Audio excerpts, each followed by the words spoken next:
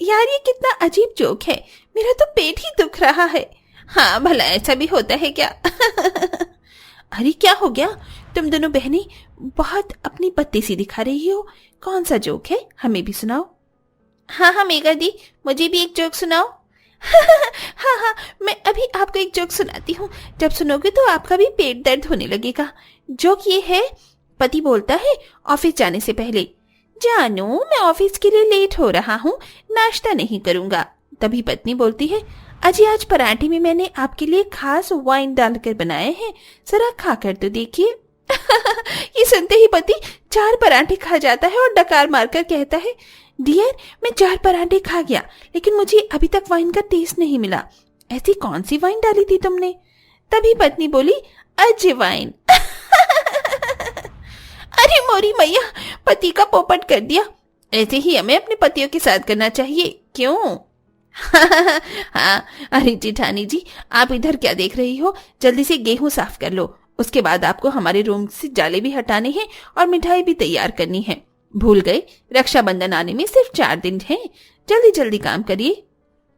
वही तो, उसके बाद हमें अपनी भी शॉपिंग करनी है, वक्त कहाँ बचा है भाई।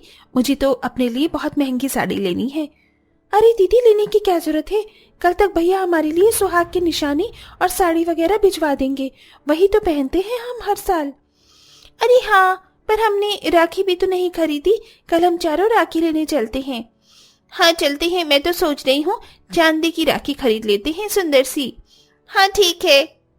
मैं क्या बोल रही थी, रूही, आरुषि, मेघा, गायो, अभी भी 5 किलो गेहूं साफ करने बाकी हैं। तुम चारों मेरा हाथ बटा देती तो 1 घंटे में सब साफ हो जाता। क्या है ना कि शाम हो गई है, अंधेरा होने वाला है। हाँ तो हम क्या करें, हमने कहा था आपको कि आप राशन पर से चावल गेहूं उठा लो। हमारे पति इतना पैसा कमाते हैं कि बाहर से आटे की बोरी आ जाए, लेकिन नहीं, आपको तो 4 पैसे बचाने हैं, तो वो वक्त भी खुद ही लगा लो। हाँ हाँ दीदी, हमसे ये काम वाम नहीं होता। वैसे भी आप गरीब घर से हो, आपको ये सब काम अच्छे से आता होगा, पर हमारे घर में ये काम नहीं होता था। वही तो मैं भी बोल रही हूँ, मेरे घर में भी ये सब बाहर राशन की दुकान से आ जाता था, आटा पीसने की जरूरत नहीं पड़ती थी। पहले साफ करो, फिर पिसवाने जाओ, लेकर आओ। हमें नहीं पता जेठानी जी, घर के काम आप खुद कर लिया करो। हम चारों कैफे में जा रहे हैं, पिज्जा खाने का मन कर रहा है। अच्छा ठीक है, मैं कर लूंगी खुद। ये कहते ही बेचारी शांति अकेले ही गेहूं फटकने लगती है और चारों देवरानी कार में बैठकर पिज्जा खाने कैफे पहुंच जाती हैं। वाओ, कितना क्रिस्पी और चीजी पिज्जा है ना, मन करता है बस खाते जाओ। वो सब तो ठीक है, कॉफी और कैपेचिनो भी मंगवा लो। वैसे हमें अपने भैया के लिए मिठाई भी तो तैयार करनी है, तो कौन सी मिठाई बनवाएं हम जेठानी से, क्योंकि हमें तो आती नहीं है बनाना। ऐसा करते हैं 7-8 किलो काजू खरीद के चलते हैं, एक काजू कतली बनवा लेंगे, और रसमलाई, थोड़ी बर्फी भी। अरे हाँ, ये तो मेरी और मेरे भैया की फेवरेट भी है, खुश हो जाएंगे। हाँ दीदी।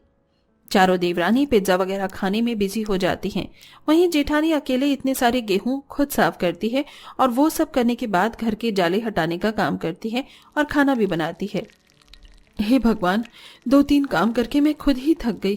कहने को इस घर की 5 बहू हैं, लेकिन मैं फिर भी अकेली हूँ, कोई मेरी मदद नहीं करवाता। जल्दी से खाना बना लेती हूँ, खड़ा भी नहीं हुआ जा रहा। शांति को घबराहट सी होने लगती है। वो 2-4 रोटी बनाती है और फिर पानी पीकर जमीन पर बैठ जाती है, फिर उठकर खाना बनाने लगती है। ऐसा वो करीब 3-4 बार करती है और आखिरकार खाना बनाकर जैसे ही अपने बिस्तर पर लेट जाती है, तभी बेल बजती है। अरे राम, अभी लेटी थी, लगता है वो चारों आ गई, चलती हूँ। ऐसा कहकर जेठानी चारों देवरानी के लिए दरवाजा खोलती है तो वो अपना शॉपिंग का लाया सारा सामान जेठानी के हाथ में थमा देती हैं। बाप रे बाप जेठानी जी, हम तो बहुत थक गए, राखी वगैरह भी लानी थी और थोड़ा बहुत सामान भी। देखो हमने तो वहां से मेहंदी भी लगवा ली है, और ये जितना भी आपको सामान दिया है रसोई में रख दीजिए, कल आपको मिठाई बनानी है। कल की मिठाई बनानी है? मेरा मतलब मुझे भी कल बाजार जाकर अपने भाई के लिए राखी खरीदनी थी ना, अब दिन ही कहाँ बचे हैं। मिठाई मैं अगले दिन बना देती हूँ। और अगर आपने अगले दिन नहीं बनाई तो हम अपने भाइयों को मिठाई कैसे खिलाएंगे? वैसे भी बहुत काम है, आप कल ही बनाना राखी, तो बाद में भी आ जाएगी ना। हाँ, और काजू कतली, डोडा बर्फी, रसमलाई हम तीनों के भाई भी पसंद करते हैं, इसीलिए बना देना। और अभी कुछ खाने को ले आओ, भूख लग रही है। ठीक है, मैं बना दूंगी। शांति सारा सामान रसोई में रख देती है और अपनी चारों देवरानी के लिए डाइनिंग टेबल पर खाना लगा देती है। इतने में उनके पति भी आ जाते हैं और सब बैठकर खाना खाते हैं। शांति, तुम खड़ी क्यों हो? तुम भी खाना खा लो। तुम्हारी तबीयत ठीक तो है ना? भाभी, क्या हुआ? आपका चेहरा क्यों उतरा हुआ है? तबीयत सही तो है? अरे आप दोनों मेरी चिंता मत कीजिए, मैं बिल्कुल ठीक हूँ।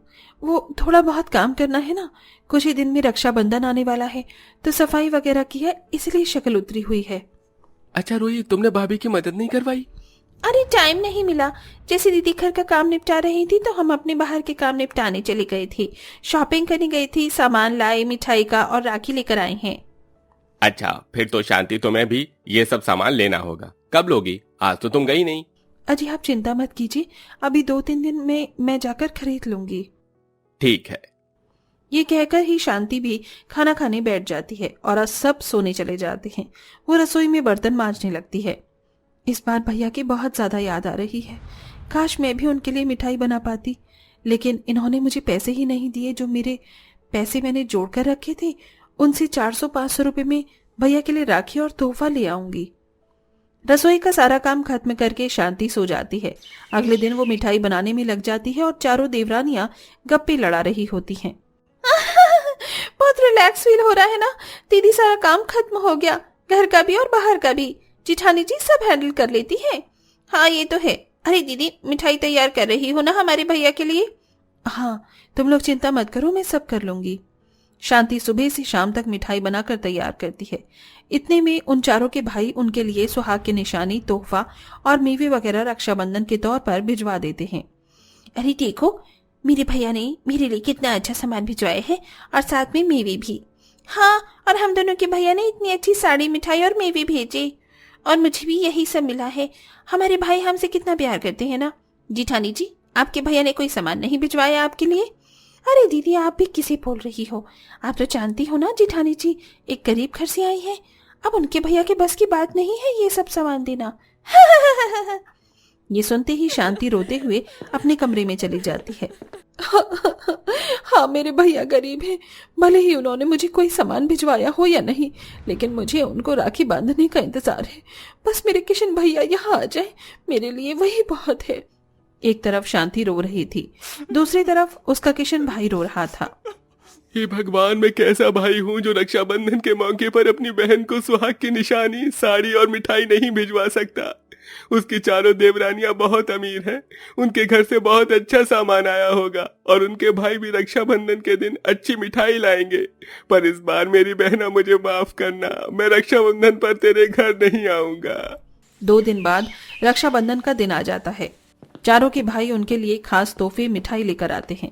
देव भैया आप आ गए, चलिए मैं आपको राखी बांध देती हूँ।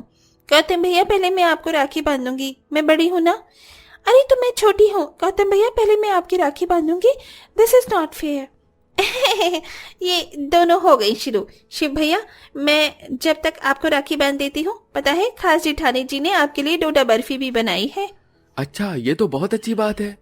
फिर चारों बहनें अपने भाई के तिलक करके उनके राखी बांध देती हैं और बेचारी शांति ये नजारा देखकर अपने भाई का इंतजार कर हाथों में राखी लिए रोती है। बहुत देर हो गई मेरे किशन भैया, अभी तक क्यों नहीं आए? क्या भैया जी मेरी किसी बात से नाराज हैं जो आज आए नहीं? रूही, तुम्हारी जिठानी हमारा भाई बहन का प्यार देख अपने भाई को याद कर रही हैं और रो रही हैं। उनका भाई शायद आया नहीं है, तुम कुछ करो। भैया मुझे लगता है हम चारों अमीर हैं और वो गरीब है, शायद इसी शर्मिंदगी से उनके भाई यहाँ पर आए नहीं और हमने भी दीदी को पता नहीं क्या क्या कह दिया। आप चिंता मत कीजिए, हम उन्हें भाई के घर ले जाएंगे। हाँ चलो, हम अभी लेकर चलते हैं। भैया आप हमारे पति के साथ इंतजार कीजिए, हम उनके भैया को लेकर आते हैं, फिर साथ में खाना खाएंगे।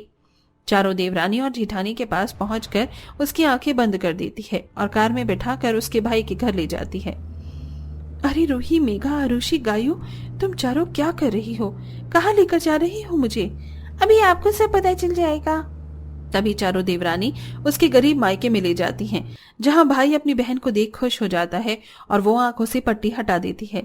भैया आप तो तुम चारों मुझे यहाँ लेकर आई हो, तुम्हारा बहुत बहुत शुक्रिया। दीदी, हम घर में आपके साथ अच्छा बर्ताव नहीं करते। इसका मतलब ये नहीं कि हम आपसे नफरत करते हैं। आपको भी अपने भैया के साथ रक्षाबंधन मनाने का पूरा हक है। किशन भैया, बैठिए ना। हाँ, हमें माफ कर दो बहन। शर्मिंदगी के कारण तेरे घर पर नहीं आया। इस बार मेरे पास तुझे देने के लिए कुछ नहीं है। भैया, आपका प्यार ही मेरे लिए सबसे अनमोल है। मुझे और कुछ नहीं चाहिए। तभी शांति अपने भाई की कलाई पर राखी बांध उसे अपने हाथ की बनाई हुई मिठाई खिलाती है और छोटा सा तोहफा देती है जो उसकी देवरानियां लाई थी। और दोनों भाई बहन एक दूसरे को गले लगा लेते हैं और फिर चारों देवरानी उन दोनों को घर ले चलती हैं, जहां सबके भाई बहन एक दूसरे के साथ हंसी मजाक करके स्वादिष्ट पकवान का आनंद लेते हैं।